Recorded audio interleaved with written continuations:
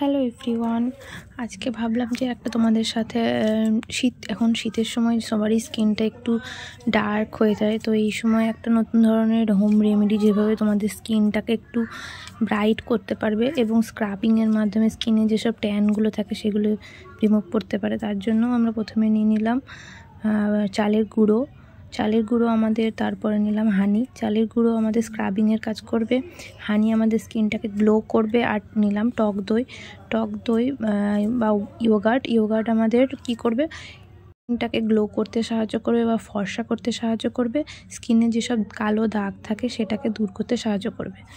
তো যাই হোক, দেখতেই পাচ্ছ লাগাতার 7 দিন এইটা তোমরা ইউজ করতে পারো।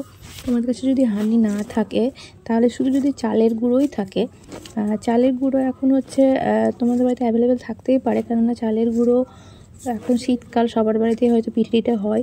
তো যাই হোক, চালের গুঁড়ো কিন্তু ন্যাচারাল স্ক্রাবিংয়ের খুব ভালো কাজ করে, তোমরা ইউজ করে একবার দেখতেই পারো চালের গুঁড়ো তোমাদের কেমন কাজ করছে। যাই হোক, 7 দিন তোমরা এই প্যাকটাকে ইউজ করতে পারো অ্যাজ আ প্যাক হিসেবে। প্রথমে একটু লাগিয়ে রাখলে, তারপর ওটাকে হাতে স্ক্রাবারের মাধ্যমে একটু ভালো ঘষে ধুয়ে তারপরে ওটাকে দেখতেই পারো তোমরা ইউজ করে। স্কিনটা অনেক গ্লো করবে অনেক, এবং স্কিনে যেসব ট্যান থাকবে সেটা হয়তো অনেক পরিমাণেই রিমুভ হবে। হ্যাঁ, তবে এটা কিন্তু লাগাতার ইউজ করতে হবে।